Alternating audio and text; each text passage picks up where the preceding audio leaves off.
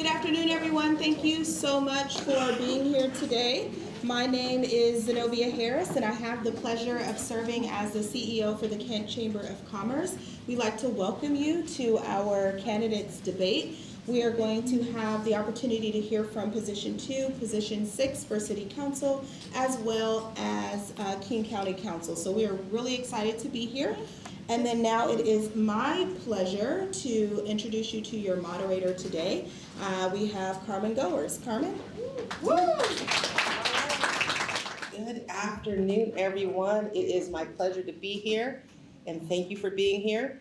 So I've met with our candidates on the first round. Let me get this fixed really quickly here, and then put my, can you hear me well? Yes. Yeah, okay, great. So let me have our candidates for Kent City Council, Position 2. We have Neet and Satwinder. Come on up. And while they're coming up, so this is a debate format. You can clap. Yeah. A little bit, right? Yeah.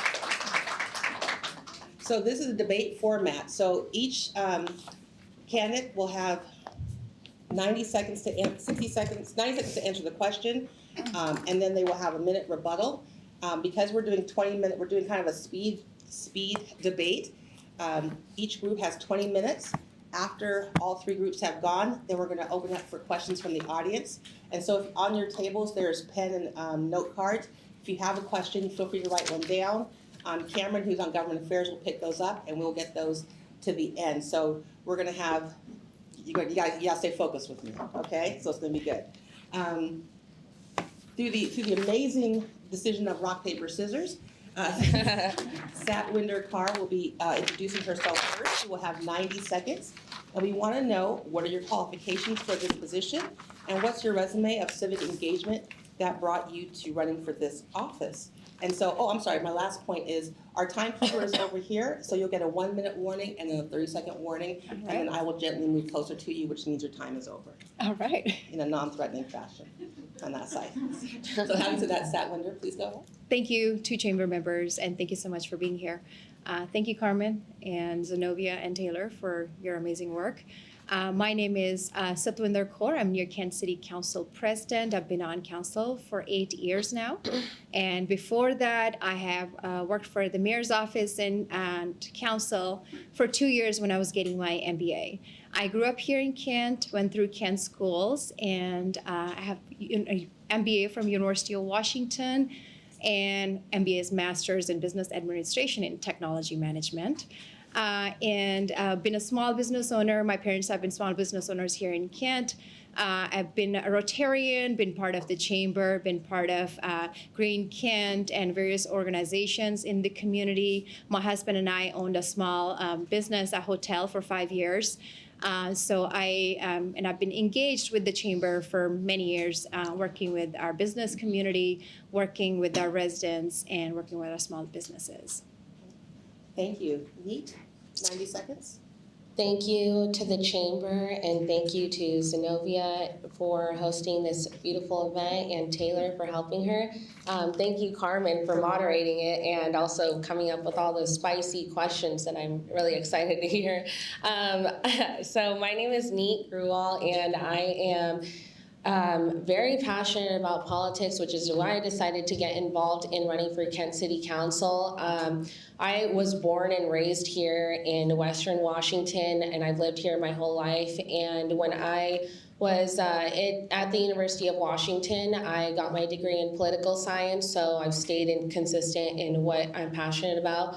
And then when I graduated in 2020, I worked on over 150 campaigns on a presidential level, on a state level and local level, and I've also worked on countless initiatives and referendums, especially citizen-led initiatives and referendums, which is my specialty and which is what I'm really passionate about. So having all that experience over the past 5 years in 42 different states, I decided to come make a change back where I was raised here in Western Washington, and I wanted to do that in Kent because I feel like we need it. We need it, as I like to say. But anyways, so yeah, I think that it's going to be a great thing for us to clean up Kent. I think that I am very qualified in my position to lead the city in a different direction. Thank you. Thank you. Thank you, your time there. So I want to just make a couple things I didn't make clear, is that neither candidate has seen any of the questions. So she's speaking basically off of my personality. On the spiciness that we're going to have here. And I wanted to remind us that we have a quote for Thomas Jefferson, which is, "We do not have a government by the majority. We have a government by the majority of who participates." So thank you for being here because you're part of that majority. So the first question, which starts with Satwinder, is what policy or priority do you believe you and your opponent do not see eye to eye on? Let's see. So policy, I guess.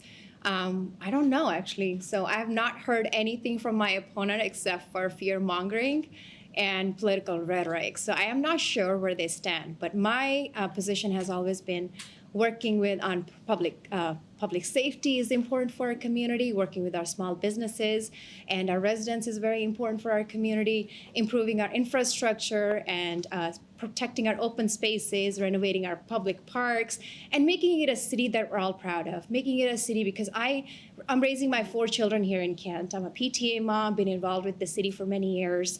I've seen many of you around in the community doing the work. So I thank you for being here. And I've just, being part of, over the last years, I've worked on increasing public safety. I worked on being more community-involved decisions. We worked on including race and equity in our work. So I think that might be the biggest one, race and equity work with the city of Kent. Okay. Neat. So what policy or priority do you believe you and your opponent do not see eye to eye on? So as my opponent just stated, her biggest priority is equity. I think that we all live in America and we all came here for the American dream. That's why we left the countries that we were raised in and decided to come here for equal opportunity. And so I don't see eye to eye with her on that. I do believe as a woman of color, of course, representation and equality is important. However, my priority is public safety. What my opponent likes to call fear-mongering, I actually like to call acknowledging the problem. And she can't fix the problem unless she first admits that there is one. So acknowledging crime exists and saying that it's happening in our communities and saying that it is a problem. It's not fear-mongering, it's simply calling the facts for what they are, and facts. So I think acknowledging reality, also as saying my opponent saying that she is a proponent of public safety when she's endorsed by defund the police groups, and she is endorsed by Antifa groups related to that, which are now labeled as domestic terrorists under federal law. I don't think that's fear-mongering. I don't think that's political rhetoric. I'm actually going by her endorsements, what I've actually researched about her, and you guys can look it up for yourselves as well. I encourage you to do so. And also, that is actually federal law, and that's what's been happening now. So thank you, and just know that when you switch up and decide to call yourself the public safety candidate randomly after years of failed policy, that's not the truth. Thank you. You have 60 seconds to rebuttal. Thank you. I'm actually endorsed by our Kent Police Officers Union, so I've been a proponent for public safety. We have increased, since I got elected in 2017, we were at 153 officers. Right now, we're 170 officers. So we have been doing the work. We have been increasing diversity in our officers. We have been working with our community groups where we have FD Cares program to provide support to our mental health situations. We are working with Salvation Army to provide resources to our individuals who need support in homelessness. So public safety has been important to me. And as for the fact that they want to talk about that they love Kent, this person just moved to our city. They just moved here, have never been involved, have never shown up to any council meetings, so they would not know the difference between what policies I stand for or not. They don't even know we have 7 council members. In the last debate, they mentioned we have 9 council members, which we do not. Thank you, Satwinder. Neet, you have 60 seconds. Satwinder has said that she went from 153 officers and now she's saying that we have 170, which yes, we just hired a few others recently, but it's now 164 was a number that was spoken when I last spoke to our police chief. And also, endorsements from someone that tends to buy her endorsements doesn't really mean much, so let's all take that lightly. Next, I want to say that in the past 8 years, if you've only managed to increase our police staff by 11 police officers, officers when our population has grown exponentially. I don't think that's something that you can brag about. Also, that was done by your fellow council members, not you, not the person that sat out of the vote and decided to delay the vote in 2020 when our community needed you the most. So when you want to say that I'm just new to Kent, I've only lived here for a couple of years, at least I'm not desensitized to the crime that's been happening, and I see things for the reality of which they are. Thank you. Neet. So the next question goes to Neet first. What is your long-term vision for Kent's economic development, and how would you encourage balanced growth that supports both major business and small business? I think that the number one thing to encourage economic development and small business growth in Kent, small and large business growth in Kent, is to incentivize an atmosphere that actually fosters these businesses to want to come here. Right now, businesses don't want to come to Kent, they want to leave Kent, and that's why you can look at multiple businesses in Kent closing just within the past year. You looked at Fred Meyer's, Joanne Fabrics, Big Lots, Bartell Drugs, Rite Aid, Walgreens, all these different places that are closing. So right now, the climate in Kent is that places don't want to be here, they want to leave Kent. And I will change that by making sure that we have incentives for small business owners. We have crime cleaned up, which is the number one reason they're leaving, is retail theft. They're not leaving because of random things. You could say, oh, the Fred Meyer's left because of the union. Okay, well, what about the Rite Aid, and what about the Walgreens, and what about all the other businesses under the sun that left Kent? Those left Kent because of retail theft, crime, and even the businesses that are here are shortening their hours. I talk to small businesses owners all the time that say, well, we're closing at 6 now. Just the other day I went to Starbucks. It was said it was open until 7:30. They closed at 6:30 because of the crime and because their employees feel safe. So I will address the crime issue. I will be the public safety candidate. I will back the blue 100%, and that's what I stand for. Thank you. Thank you. So, you want me to repeat the question? Oh, no, we're good. Thank you. I just want to say that over the last 8 years, we have been supporting small businesses. We've been working with Green River College to provide, Green River College to provide training to entrepreneurs. We partner with Business Impact Northwest to provide low-interest loans to our BIPOC business owners who want to start a business and work in the community. We provided during COVID time when we had the ARPA funding coming to our city, I was on the finance committee to make sure that we give funding to our small businesses so they could make it through that difficult time. And as for the fact about Fred Meyer's, I mean, who shopped here at Joann's in the last 5 years? Honestly, these corporations are filing bankruptcy, so they're closing these stores because our landscape has changed. A lot of people are ordering stuff online on Amazon. It's getting delivered, it's the convenient. I understand that it is impacting our community, and I understand that we're having a lot of open spaces, and they could be detrimental to our community. So we are working on that. On Tuesday night, we passed an ordinance to remove restrictive covenants on corporations when they're purchasing properties here in Kent. So we don't have limitations on having grocery stores and drugstores and pharmacies here in Kent. So we are doing the work, and we will continue to do the work. And in partnership with the Chamber and KDP, and having conversations, being at the table with them is very important. Thank you. Rebuttal, you have 60 seconds. My opponent's definition of supporting small businesses should be taken lightly because the evidence points otherwise. She's saying she's on all these committees and everything, but she hasn't really achieved much if all these businesses are closing, and she wants to point to the fact that this is all Amazon's fault. It's because you're buying things offline. Well, what about the senior citizens that can't go to the local convenience store or drugstore and get their pharmacies anymore, or their medications from the pharmacy anymore? They have to go to Covington to do that. Also, I want to mention that in the last debate, my opponent said that we should take these vacant buildings and make them low-income housing. So instead of replacing the businesses with more businesses, she wants to turn it into low-income housing, which is just crazy to me. I don't think that fosters small business or big business development whatsoever. So thank you. Thank you. I think there's something. 60 seconds. I think there's something wrong with the facts there. I did not say low-income housing, I said multi-use. These buildings could be turned into multi-use developments that could be very beneficial for our communities. And when I talk about businesses, I'm a small business owner. My husband and I owned a hotel, so we understand the struggles of small business. Yes, we recently sold it because of our family dynamic and our growing young children, but we know the struggles. My parents have been small business owners here in Kent, and I actually shop in Kent and live in Kent. I don't travel over to Woodinville to watch movies or go to Bellevue and other places to shop. I am a local shopper. I shop here in Kent at our local shops. You will see me supporting small businesses, not just with my words, but also with my dollars. Thank you. Third question starts with Satwinder. So as an incumbent, what policies or programs have you led or spearheaded to support economic development in the city of Kent? And the contrary would be, as a new council member, what policies or programs do you plan to recommend if elected? So I'll start with you at 90 seconds.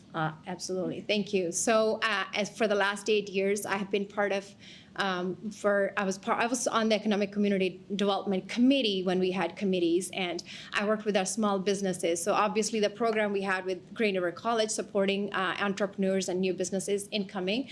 And also we work with our school district. Well, obviously our EC department is working to bring in more aerospace industry here in Kent, because Kent Industrial Valley has a lot of potential.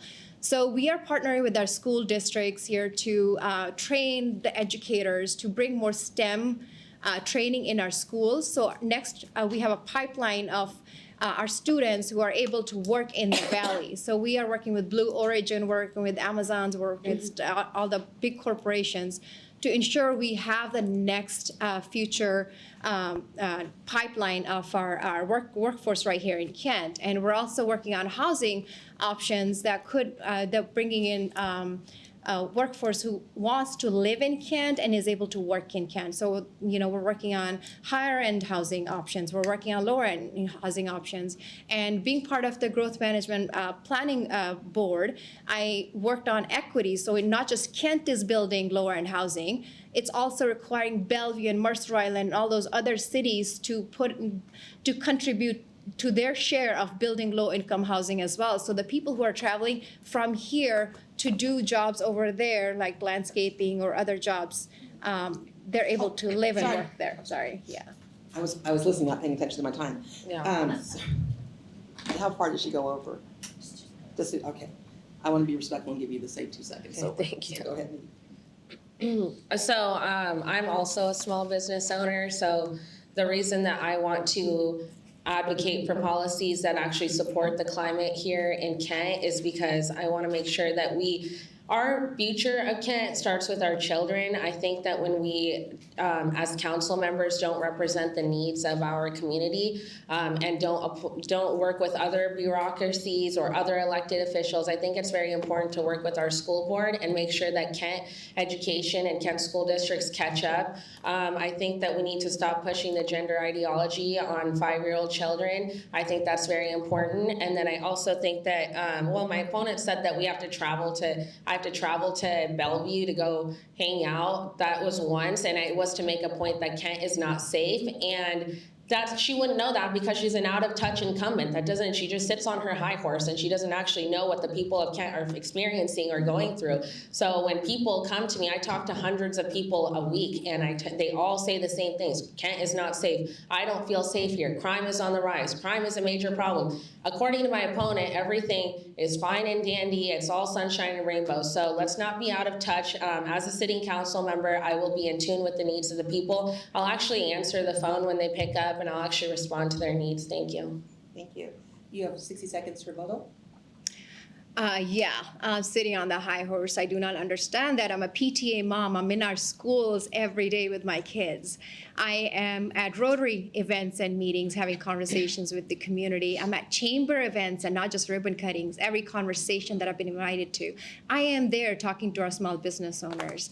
Any city event that happens, any community meetings that happen, I am there having those conversations with the community. Sometimes with my children. I do have 4 children. One is 6 months old. And I do bring them with me because it's a priority for me. This is the city I want my children to grow up in. This is the city where I grew up.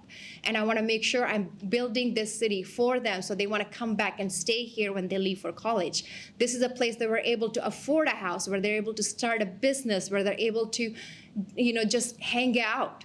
for their things that they want to do.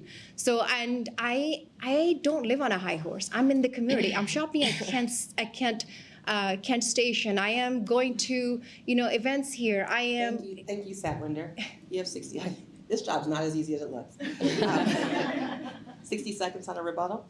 I'd like to say that all these events and all these things, they're great, but at the end of the day, I have been going to a lot of these events lately ever since I started running for office, and I tend to see the same people majority of the time at these events. So really, you're just living in an echo chamber. You're talking to the same 10 people over and over again. I go out there and I actually talk to people. I actually knock on doors. I actually talk to real voters, people that aren't even involved in the community. I invite them to come. I actually send out text messages and say, hey, I increase turnout. I get civic engagement. So it's not just me regurgitating the same things as the same 10 people over and over again. That's what I mean by sitting on your high horse, is ranting about how many committees that you're on and all the things that you go to. I go out in the streets and talk to people, and that's real civic engagement, and not just, and people that don't even know what city council is. Those are the people I talk to, and they all say the same thing. So that's what I want to change. I want to just have more civic engagement that's real in city council. Thank you, Neet. So just a gentle reminder, on your tables are papers. If you want to have a question asked, please write it down. Cameron will pick that up, and we'll get that to in a later segment. So now we're here for closing remarks, and we're going to start with Neet. You have 60 seconds, and please include how people can find you later in your contact information.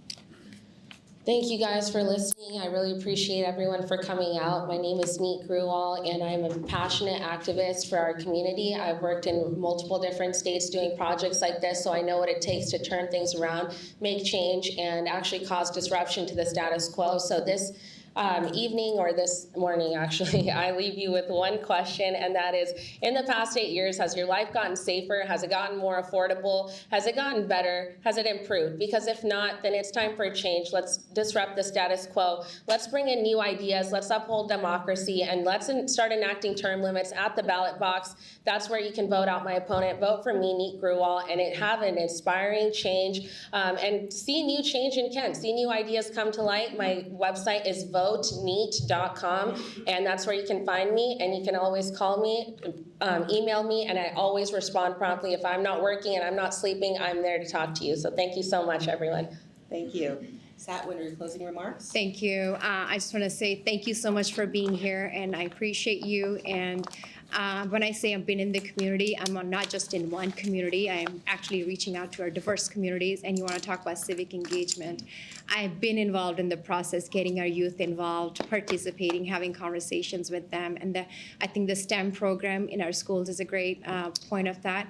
I collaborate, and I build relationships, and I work with my, not just the city council and the mayor, I work with our regional communities. So I've been endorsed by our mayor, all 6 of my colleagues on the city council, our congressmen, King County council members, Republican and Democrat, who represent the community, and police officers, fire, and teachers. That's because I put in the work and have conversations for our community. And I also want to point out that, I'm always available for our community when they reach out to me and have conversations. I know many of you have all, reached out as well on social media and other platforms. Thank you, Satwinder. I know. That was so quick. It's so quick. I know it is. Not easy. So this is our first round. I want to say thank you to Neet and Satwinder, and we're gonna bring them back for questions at the end. So we want to applause, and we're going to do a quick shift change. Thank you, ladies. So we have a slight change in program. So Andy Song is not here today at this event, and so we want to make sure each candidate has opportunity. So we don't want to despise your appearance and your attendance. Thank you. And so we're going to ask 3 questions. We don't have to. Actually, maybe we'll do 4. We'll see how you're doing. Right? It's just me and you. Right? So and so we're going to debate me though. Don't debate you. Do we have a counter debate? Okay. I won't debate you. I'm friendly. It's okay, you can. So we're going to do just 10 minutes, and then we will go to our King County Council, and then that will allow a little bit more time for questions for the overall group at the end. All right? So we'll start with, I'll give you a whole 2 minutes to talk about, what are your qualifications and what brought you to running for civic engagement? Awesome. Yeah. So hello, everybody. My name is Sharn Shoker, and I am a lifelong Kent resident. I've lived in Kent my entire life, went to all the Kent schools, Emerald Park, Meeker Middle School, Kent Ridge High School, and then I went to the UW and I got my master's in policy and spent the last decade working in government and nonprofit. Most recently, I worked at the Mockingbird Society, where I worked with youth and young adults experiencing homelessness or in foster care and advocated at the state level for policies. Civic engagement, I've been on the Kent Cultural Communities Board, Adopt the Street cleanups. I've been a Kent martial arts teacher for many, many years. I also teach every Sunday. There's a community center up in Federal Way that focuses on civic engagement, and I've been teaching there for the last 10 years, 6 to 8 year olds, Punjabi, so reading and writing, supporting bilingual, and if you move up the ranks in that, you get to have high school credit, and it transfers over to Kent schools. So love the opportunity to be able to do that. I'm also a Rotarian, so I have really appreciated being a part of the Kent Rotary Club. We have a local family business here that has been here since 2002. It is located in the valley. One of our first plants was opened up here by my father-in-law in 2002, and now we have 5 locations across the state. So really thankful for the city of Kent for being a partner along the way and really wanting to support businesses and really making sure that they have the opportunity to thrive the way that we have been able to thrive, a minority-owned business. My priorities include supporting local businesses, improving public safety, as well as dealing with homelessness and addiction with root cause solutions. And finally, I'm a mom, so I want to see more parks, programming, events that bring us together as a community and really keep Kent vibrant. Thank you. So my first question to you is, Kent's employers often cite difficulty finding skilled workers, especially in manufacturing, logistics, and technology sectors. How would you partner with schools, colleges, and workforce programs to ensure Kent businesses have access to a skilled workforce and residents have pathways to good paying jobs? Yeah, so that is so important when it comes to our local economy and supporting folks and making sure that we're hiring locally. I do want to partner with our schools, our Green Rivers or Kent School District, and our employees to create local training pipelines so that youth can stay and work here. I'm endorsed by labor's unions, small businesses, and folks who are very involved in our schools. So really bringing together a coalition of folks so we can support people in apprenticeship programs, giving folks the opportunity to go beyond what's typically offered at schools and really honing their skills. And my favorite story about this is my husband's here. So his brother, he was a Kent School District graduate, and then he went to Bellevue College for 1 quarter, and he wasn't really that into it. But he is a genius when it comes to engineering. And now he works at our local business, and he heads engineering, and my husband and his brother are working like 12 hours a day, and I'm like, hire somebody so you can come home to your families. But no one can do what he does as well as he does it. And that's an example of you don't always have to go to college. You don't always have to follow the status quo, and really giving folks the opportunity to engage in what is their interest and giving them the opportunity to do that. Okay, so I'm going to piggyback off that story and say, so what type of program would help train that person to send your husband home early? Yeah. Not my husband, his brother. I'm sorry.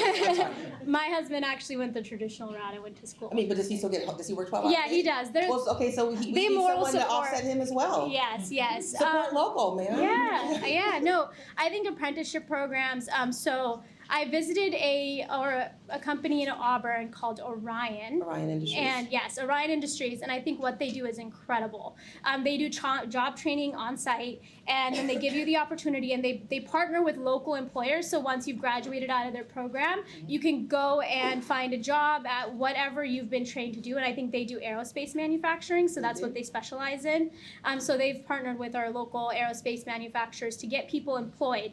So it's not just, you're right, it's not just people going through K through 12 education. It could be folks who have left, education many, many years ago and want an opportunity to hone their skills and their abilities. Okay, so question number 2, how would you streamline business regulations, simplify permitting process, and ensure city policies help rather than hinder business growth in Kent? Yeah, so I'll just go over what I talk about when I talk about supporting local businesses. So for me, that's really supporting local businesses with a Shop Kent First campaign. I really want to highlight small businesses as the backbone of our economy and make sure that we are supporting them and working on credits so that we can support people in working together so that we're incentivizing folks in Kent to shop locally. And then when we talk about red tape, I really want to see us move towards a 90-day start program, especially for small businesses.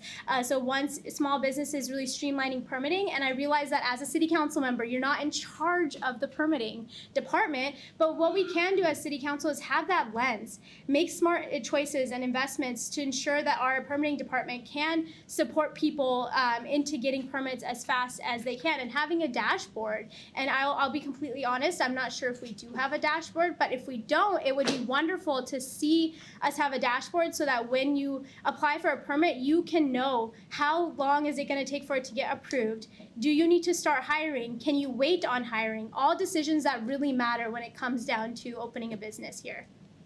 Thank you. Third question, what specific actions would you take as a council member to support the local businesses, attract new employers, and ensure Kent remains competitive within South King County's economy? And this is driven around some of the similar comments that we have. Renton to the north, we have Auburn, Federal Way, we've got different avenues, Bellevue north of us, and so people are making decisions based on the economies of what Kent can provide. So is there a specific action that you could speak to?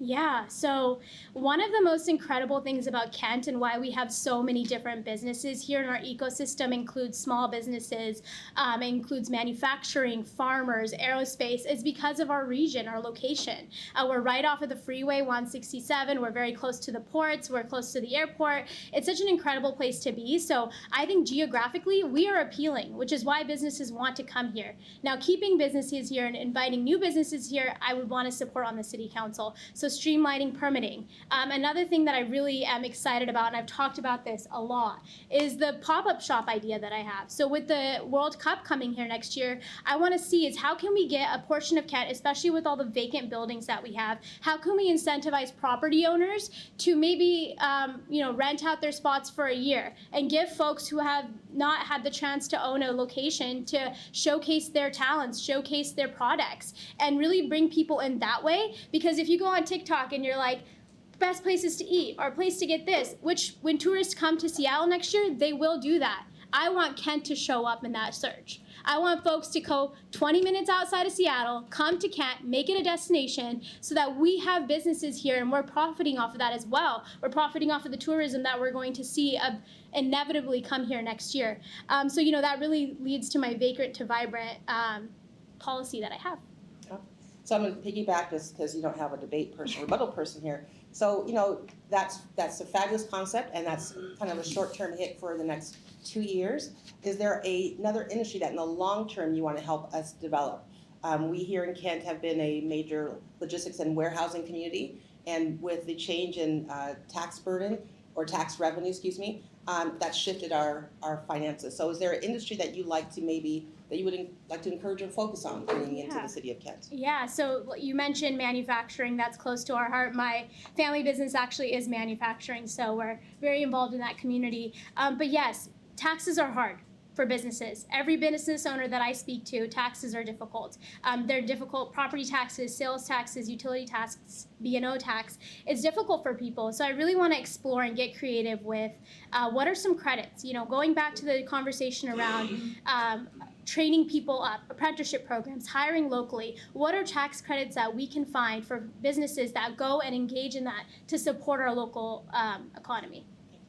Well, Sharn, thank you for the conversation. And now I'm going to give you 60 seconds to do your closing remarks and reminder to let people know where they can reach you and your contact information. Yeah, so thank you all for having me here today. I'm very excited. We've run a very grassroots campaign. We've knocked on 10,000 doors, have hundreds of people contribute because people are excited. It's an open position. It's a time for change in our city, and they have put their faith and trust behind me. So I'm excited to deliver on that. I am a candidate that will always show up, as you can see. I will always be here, and I will always make sure that I am there at every table, at every conversation, at everything, because I really want to see us be a better place. We are going to live here for the rest of our lives. I am raising my son here. We have a family business here. I care so deeply about this city, and I promise you, if you vote Sharn Shoker November 1st, you're not going to be let down. Well, thank you, Sharn. And and then you can find me at electsharn.com. It's so hard not to have a personality up here. Thank you so much. I know I had commentary, but I held it. Thank you so much for coming. Now we're going to do and please, if there's questions for Sharn, please make sure you write those down. Cameron will pick those up and as we get to the fourth segment. And we're going to switch out to our King County Council role here shortly. Thank you. So we have Steffanie Fain and Peter Kwon. I can't see where the names are, so on that side. So you guys, good morning, afternoon. Because you came in after we started, you guys didn't hear the rules of the road of how we're doing it, but you kind of get to understand that we've got the rebuttal debate format. But since you weren't here, we don't know who goes first, so we must, please stand up, Stephanie, for a moment. So we're gonna do the rock, paper, scissors, kick it, okay? And let's see who goes first. So ready? For real. Rock, paper, scissors. So, do you want to go first, or do you want to go last and you first the end? I'll go last. Okay, so we're going to start with Peter Kwon. Huh? I know strategery here. All right. I'd get my notes ready. All right, so we're going to start with 90 seconds of the introduction. Please tell us your qualifications for the position that you're seeking, and what's your resume of civic engagement that brought you to running for this office. Your timekeeper is here. You got a 1-minute warning and a 30-second reminder, and then she will do her hand in the 5, 4, 3, 2, 1, and then I will interrupt you kindly on that side. Okay, so Peter. All right, thank you. Seconds, yeah. Thank you. So my name is Peter Kwon. I am currently a council member in the city of SeaTac, and I have been for the past 10 years. I actually immigrated to the United States when I was 3 years old, and my parents landed in New York City. So I grew up in New York, ended up here in the Seattle, King County area to go to school. So I went to UW and Bellevue Community College, now called Bellevue College, majoring in computer science and networking systems. As a result of that, I ended up working for companies like Boeing, Microsoft, Nordstrom. In fact, I helped Nordstrom develop their first online store back in the day, Expedia, a lot of local tech companies. And during that time, I actually rented a small apartment in Lower Queen Anne in Seattle, saving up money to buy a house. Couldn't afford anything in Seattle, so I ended up finding a house down in SeaTac. So I moved down to SeaTac and have been there ever since. I've been in King County for over 35 years now. And my neighbors actually asked me to run for city council, so I did, and have been very successful at solving local community issues. So many of the issues the same issues that we see occurring at the county, I've already solved in SeaTac. And so you see SeaTac with a lot of development that's happening now and redevelopment, especially along the light rail stations. Thank you, Peter. And that's 90 seconds. oh, okay, sorry. Thanks. And by the way, Cameron, you have my questions for King County. You took them by mistake. Stephanie, you have 90 seconds. Hi, everyone. Steffanie Fain. It's good to see a lot of familiar faces. I'm a proud Kent Chamber member, and I've seen you all at a number of events over the last 15 years. I was late this morning because I was chairing the Harborview Medical Center board. I've been on that board for 11 years representing South King County, and I've been board chair for the last 5, so I work really closely with the King County Council on a number of public health and safety issues. It's a $1.7 billion organization with a lot of critical issues coming up, as with everything, dependent on federal funding and pending cuts like Medicaid. I'm a longtime South King County resident. I am a working mom. I'm an attorney. I do healthcare and employment law, and I have 2 kids in public schools, so I'm involved in PTSA and I coach youth basketball. So I'm really engaged throughout the community, and I also live throughout the community. So we spend a lot of time in every single city in the district, both for my personal activities and engagements, but also because my kids do fun things like take first tee golf lessons at Riverbend, or practice piano at a teacher's house in SeaTac, and go to camp in Renton. So we really do live across the district. I've dedicated my career to increasing equitable access to services. Thank you, Stephanie. And I'll get more into that later. Thank you so much. Because these are questions for y'all, so it's very different than what I had before. All right, so we're gonna start with Peter. on the first question, and it's a long statement, and then I'll tell you the question, okay? Okay. So, a 2024 audit found that King County Department of Community and Human Services, DCHS, awarded $1.8 billion in grants in 2023 and 2024, which included youth programs related to diversion, such as restorative community pathways. Auditors found gaps in financial oversight, including invoice validation failures, payments made without proper review, and high-risk grantees receiving funds. The question: how does your background or experience prepare you to address the issue of systemic risk and oversight vulnerabilities in this grant process for youth services and nonprofits? How much time do I have for this? You have 90 seconds. 90 seconds. Okay, not a lot of time. Okay, so when I was first elected to the SeaTac City Council 10 years ago, we had a very similar issue where the city of SeaTac provides 1.5% of the total general budget towards human service grant, direct grant funding, which is more than any city in Washington state. Nobody provides that much direct funding, including the city of Seattle. So what I found out when I got elected was not a lot, but some of that money was not being used to provide direct services to the residents of SeaTac. And so that was a big issue. So I dug into this, and what we found was that through internal auditing processes and accountability standards that were put in place, we learned that some of the money was actually being diverted to programs in other cities that serve other cities. And that's all good, except this is local SeaTac money designed to serve the people of SeaTac. And so afterwards, when we put some safeguards in place, we were able to make sure that the services the city is paying for is being provided by the money that the city is paying to receive. And so today, the city of SeaTac actually provides more human service funding to deliver more services to the city of SeaTac. We've done this over 10 years without increasing local taxes. So I can do this at the county. I've done it in SeaTac. Thanks. Thank you. Could you repeat the question, please? You want the whole question or just the question? Just the question. How does your background or experience prepare you to address the issues of systemic risk and vulnerabilities in the grant process for youth services and nonprofits? Sorry. Sure. So the larger issue there is that during the time that these funding mechanisms came into place, a lot of them were federal funds. So FEMA and COVID dollars came into the county, and the county really wanted to increase access to organizations who historically were disadvantaged and did not receive grant funds. So the well-intentioned idea was to make it easier for smaller, more diverse communities to receive grant funding. Now, the department grew rapidly, and there were a lot of missed things. They are going through that process now of setting up systems and auditing procedures to do that. So it's not the council's job to audit the books.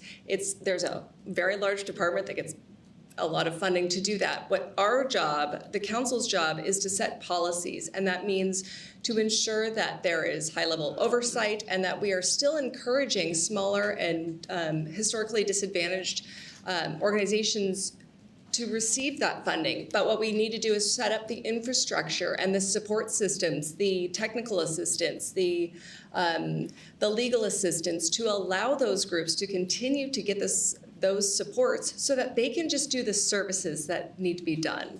It's not our job to minute detail all the books. It's certainly our job to review everything, but our job is to have high-level policy making. Thank you. You have 60 seconds on a rebuttal to that? I don't need a rebuttal, but I can comment if that's okay. You have 60 seconds. Okay, great. So what I would like to say is that one of the primary jobs of elected officials, especially council members at the city level and county level, is oversight.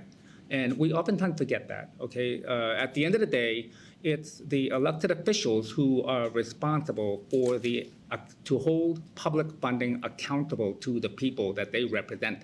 And I think that message has been lost in many cases. In SeaTac, I'm happy to say that we have increased human service funding. We have increased services provided to our local folks. And as a result, SeaTac does not have any homeless encampments. Homes are provided. But more importantly, we prevent homelessness on the back end. Okay, and that, at the end of the day, has been more successful than trying to deal with things after the fact. Thank you.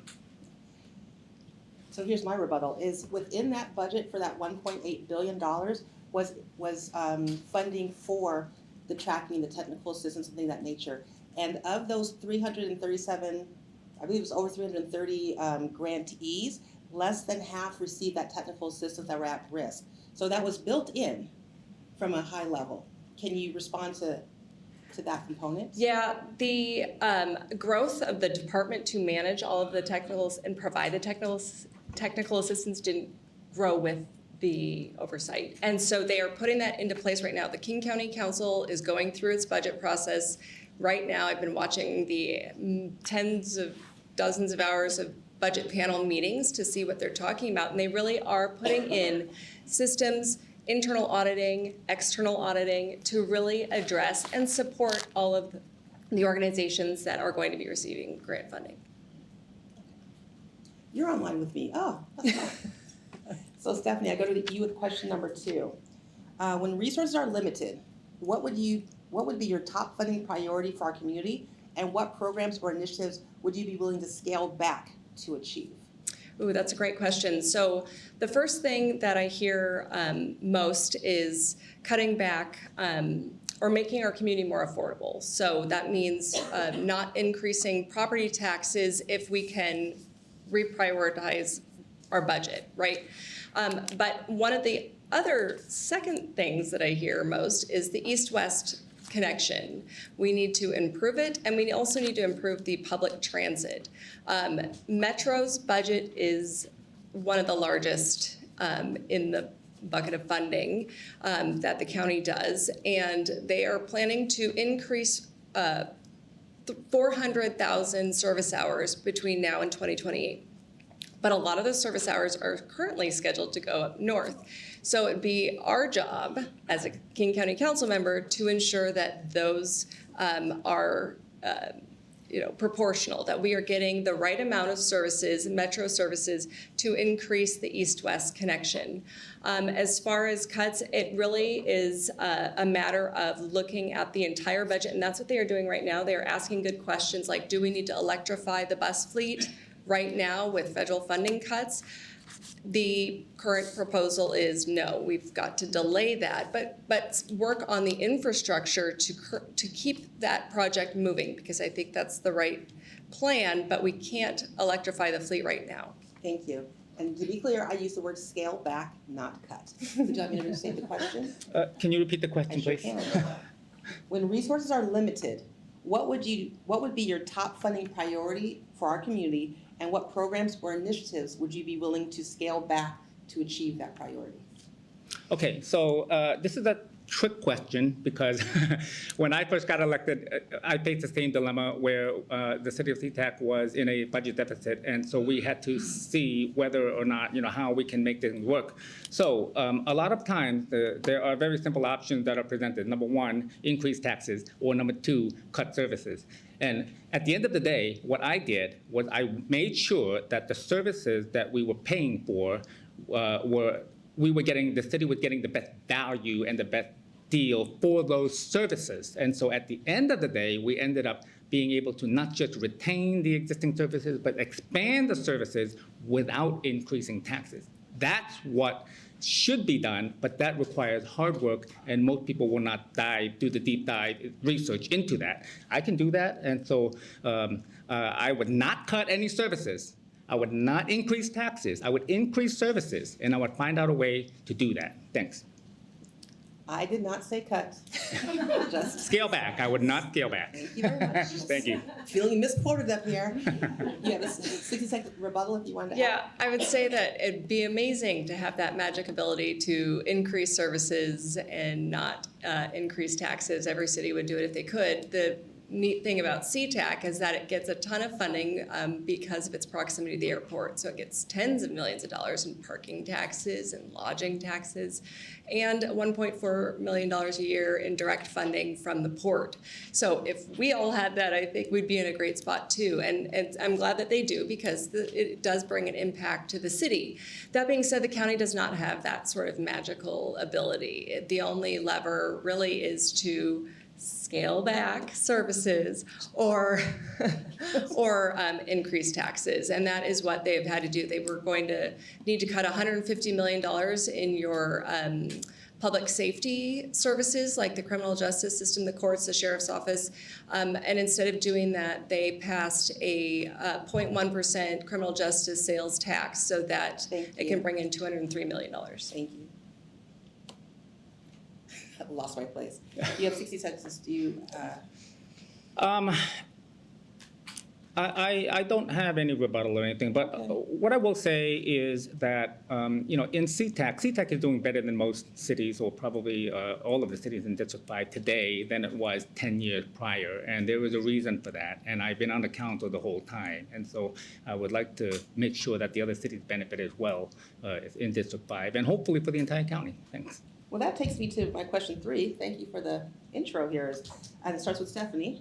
Now, I have not seen the questions in advance, by the way, so I don't know. I don't know what. You'll know the questions there. Because there's 7 here, you'll know which one I'm gonna pick. See, there you go. You picked them right before you guys got here. So question number 3 starts with Peter. South King County often feels overlooked when it comes to county investments in infrastructure, transportation, and human services. What specific actions would you take on the council to ensure Kent and neighboring communities receive their fair share of funding and attention? Oh, this is very tough. So, it is true. South King County has often been overlooked. Look at the light rail. It's not coming through here, but we're all paying the taxes. Look at the bus services. When they get cut in Kent, and they get increased. I believe in Shoreline they got increased. And so we need better representation. We need to make sure that there are policies in place that consider things like underserved communities and prioritize those. So I have been on the board of the King County Arts and Culture for 2 terms now, and when I first got elected, I saw that same problem where there was a lack of focus on South King County. I made sure that we passed policies to include underserved communities as a priority when considering grant funding. So I would gladly introduce something like that into King County to make sure that South King County gets our fair share. Thanks. Thank you. Steffanie? So the number one thing we need is someone that's going to be proactive and has relationships with the rest of the council members and the executive's office. I'm really proud to have received 7 of the 9 current King County council members' endorsements. And that really means that they have trust and faith in me to do my job well. And that includes then building up things like a regional co-responder model to really help those with behavioral health needs.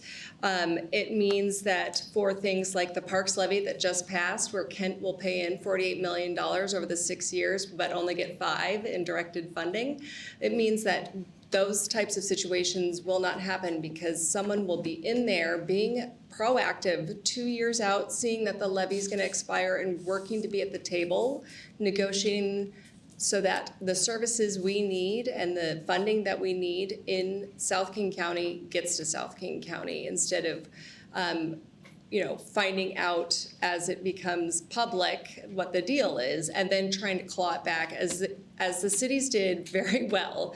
Kent has $5 million in directed funding because your mayor and your city leadership went to the council and said, no, we need to have these dollars. Otherwise, it was going to be by application. So your city is doing a good job, and I would like to help it at the county. Thank you. I come back to you for 60 seconds. So the bottom line is that we need, a firmer, more convincing voice at the county level. We need to be able to make sure that the other county council members are also in line and in agreement with what South King County needs. And oftentimes, I think we get overlooked because Bellevue and Seattle has maybe a stronger voice. And I would like to make sure that we unify District 5 to present a united front to make sure that we need the resources a lot more and to convince the other council members. I'm happy to do that. I've done that before, and I'll do it again. Thanks. Thank you. 60 seconds, Stephanie? I would just say that I agree that we do need a regional coalition of South King County cities to really band together. I'm really proud to have received the endorsement of all 6 mayors in the district. And I plan to work with the leadership and the majority of the city council, city council members to really band together and push back and ask for more, and not ask but push for more. And it's really important to be, again, proactive, know what's coming down the line, know what's happening next year, and getting ahead of things before it becomes, before it's brought to the public meetings, because by the time it gets to those, it's really, really hard to get anything out of it. Thank you. So again, as a reminder, on your tables are papers. If you want to ask a question of our King County Council candidates, please do so, and Cameron will pick those up as we get ready to wrap up our closing statements and then bring the whole candidate slate to the table. And so we're going to do with closing remarks, and we're going to start with Steffanie as your closing remarks. All right. Well, thank you all so much for being here and showing an interest in what's happening here locally. I've knocked on thousands, almost over 10,000 doors, and really have heard from the community throughout the region. I'm really proud to be a regional leader, a working mom. I bring a lot of lived experience and different perspectives. I've built a really broad coalition of leadership from every place on the political spectrum and in different roles, local, state, federal. And I think that being able to live throughout the community, really understanding this community, I've been attending chamber events, or I think I started about 15 years ago, more than that. And so really seeing the growth and the change in the chamber has been amazing. I was really happy to go to the gala couple of weeks ago, and it's been fantastic. And so I'd be happy to help grow the chamber and grow the Kent economy as well. Thank you. Peter, you have 60 seconds for closing remarks. Thank you. So what I'll say is, up until 10 years ago, I was never really involved in politics. I hated politics. I actively avoided politics. And I got accidentally involved because at the urging of my neighbors. Why? Because I solved neighborhood problems. And so I'm a computer nerd, and most computer nerds are really good at solving problems. And so that is a directly transferable skill into politics. I wish more computer nerds would get into it. Since then, I've solved, affordable housing. I've solved, trans-oriented development. I've solved, a lot of things, the same issues that the county is facing today. And so I've done it. I've got a 10-year track record. I've proven I can do it without increasing local taxes for 10 straight years in a row, which I think is a record for the entire state. So there's a difference between people who say they're going to do things and people who have actually done things and shown that they can do that. So thank you. I'd love to do this for the county and benefit the rest of the cities in District 5. Thanks. Thank you. So just to note that we are no longer computer nerds, we're called geniuses in 2025.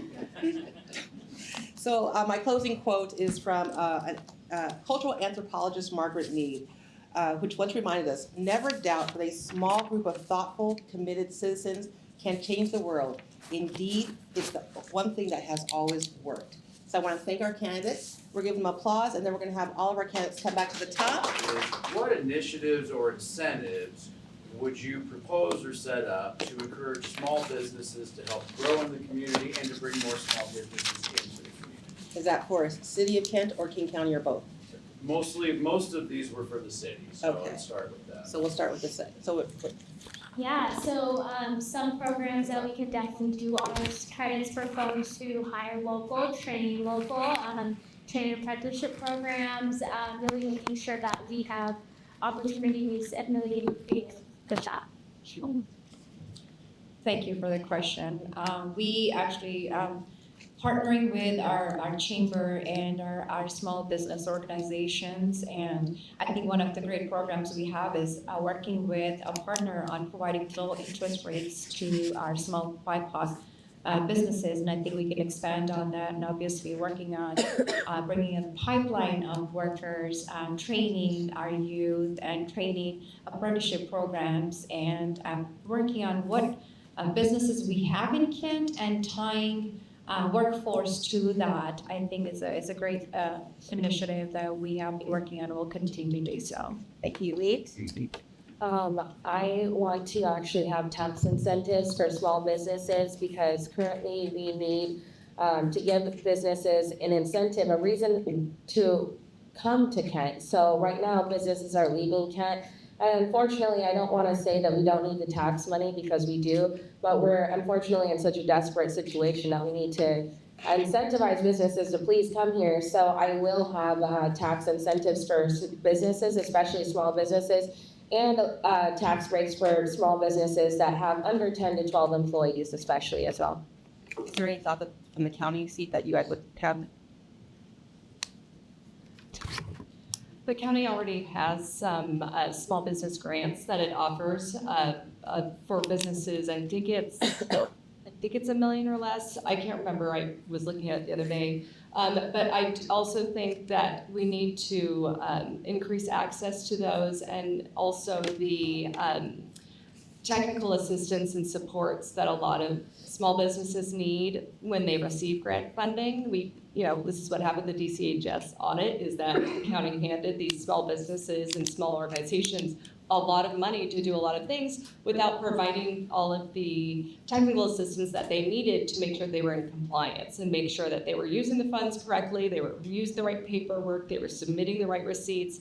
These are all things that we really need to make sure we're supporting our small businesses with when they receive grant funding. It should be on. Thank you. So the city of SeaTac has successfully been supporting small businesses for many years. A lot of these programs were created over the last 10 years, and some were created within the last 5. So number one, workforce training programs. We partner with various different nonprofit organizations in order to provide workforce training to support small businesses that have a lack of staff, and that's been occurring lately as well. We provide microloans with very low interest loans for people to start a new small business. We also provide some grant funding. We also have improved public safety, especially at small businesses, so that they are safe when they're operating. We also partner with the local Chamber of Commerce, the Seattle South Side. I would love to partner with the Kent Chamber of Commerce as well. And we also have improved and streamlined the permitting process to make it easier for small businesses to apply for and get permits, and also reduce permitting fees to a flat $100, probably the cheapest permitting fee in King County. On top of that, we are actively creating new programs to help start small businesses. So in SeaTac, we actually started a program where we saw a shortage of home child care businesses. And so we created a program to help anyone who wanted to start a home child care business go through the training process, become certified, get licensed, get a permit from the city, and be provided $10,000 in grant funding to start the business. And as a result, we got over 30 child care businesses in SeaTac today. Many of them are serving people in Kent and surrounding cities to help people get back to work. Thanks. So, because you all have their contact information, we're going to try to limit our responses to 30 seconds, not a reflection of you. Okay. I just didn't say that in the beginning.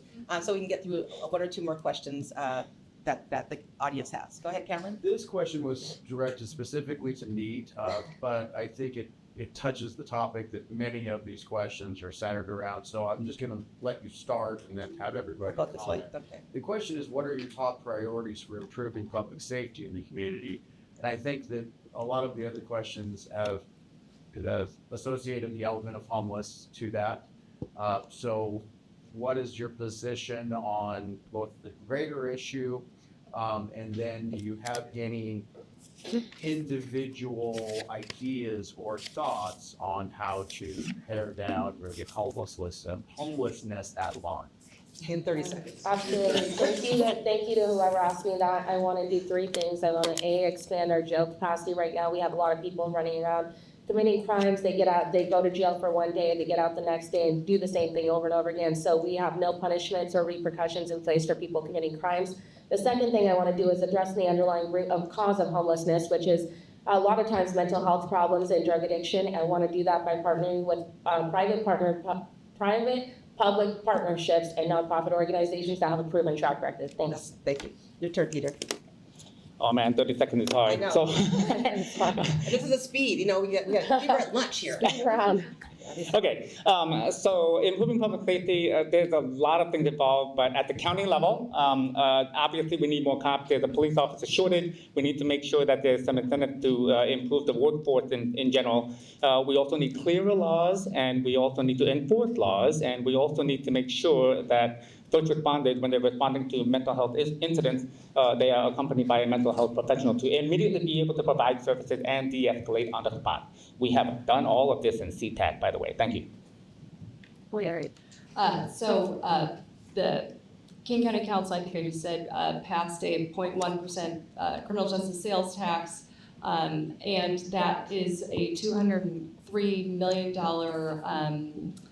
revenue stream to the county for the next 2 years, and they are currently deciding where that goes. I think, again, it should go to ensure that there's enough law enforcement and that we are setting up co-responder units to address the behavioral health issues, both mental health and substance abuse, that will help with the homelessness issue. And this is a really big question for 30 seconds. I know, sorry.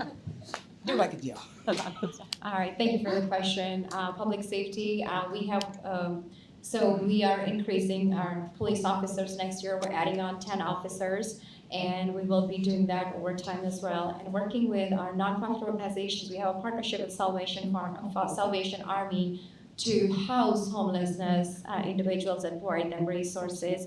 And on that criminal justice topic, I'm sorry, I was on the phone with the police officers right now because of the crime my opponent has been committing in Kent. So just want to point that out there for a person who's proponent of public safety, has been really being out there committing crimes. Okay, my turn. Yeah. Yes, so this couple of days ago, I went with our Kent Police Department to do a ride-along, and we went out to some wetlands up on the West Hill, and I got to see in action our police department working with a corresponder model with Salvation Army, and there was a state-funded organization there as well. And what they do is they pair compassion with accountability. So we need to ensure that's how we lead and continue to lead on the city council. And we have an FD Pairs program that only operates 12 hours a day. We need to increase that for inclement weather at times where we know that instances are higher, and make sure we're doing both. I can see the need for band-aid solutions, but we need to go deeper and address the root causes. This is stressing me out 30 seconds. Yeah, good job, guys, good job. So what we're gonna do is we're gonna turn it back over to Zenovia, but we have candidates that will be here till 1 o'clock, and so feel free to continue asking them questions, and that way they can breathe and not yell at you for 30 seconds at a time. Sorry, Peter. My opponent should use the word allegedly to avoid any libelous lawsuits and defamation lawsuits. Thank you. Okay, there we go. Okay, there we go. So, I'm Carmen Goers, Chair of our Kent Chamber of Commerce. If you want to do a ride-along, you can reach out to our Kent Police Department, and they're happy to sign you up and go through that process. Would recommend. Yes, it's a great experience. And if you want to join government affairs, we're always available to take new members. Thank you very much. And Zenovia, here you go. Awesome. All right, Carmen, thank you so much. I know that it's not an easy job. I'm so happy that you can do it, I cannot. So let's give it in for our moderator, Carmen Goers. So the community advocate. So, you know, the one thing that I will say is that we love, as the Chamber of Commerce, to have people engaged in this civic, or engaged in civics, right? We are not married to one candidate, one idea. What we're married to is a thriving community, and more specifically, a thriving business community. And we are going to work with whomever is elected by the people to be able to do that. But our job is to ensure that the business voice is heard at all times, right? And so while we may have a small group here, our reach is really wide. Not only are we live on social media, we'll have a professional recording that we plan, and we'll send that out to all of our community and our constituents and our members and beyond our members, because people who are not a part of the chamber still lean on the chamber for information. And so I just want to say thank you all very much for being in this process. This is not an easy process. And I just want to encourage you to remain engaged, right? So on November 5th, I'd love to see everybody at an event in the community, because it takes more than our elected officials. It takes the people running the businesses, it takes people running organizations, and so everyone in this room and everyone online is really interested in working with anyone who is willing to, willing to help move our community forward. So again, we appreciate you. Thank you all so much for being engaged. We do meet on a monthly basis with our Government Affairs Committee, and we would love to have you engaged, even if it's for the purpose of asking questions, right? We also have a long-term member of our Government Affairs here, Mr. Sam Pace, who's with the Realtors. So Sam, thank you so much for being here as well. Cameron, thank you so much for, I don't know how you put all those questions together, but thank you very much for that. This doesn't just happen with myself and Taylor and our team, it really happens with all of you. So just know that we are open and ready and available, and we are so excited for November 5th, and we'll be celebrating to and with anyone's going to help move our business community forward. So have a wonderful day and engage with your candidates.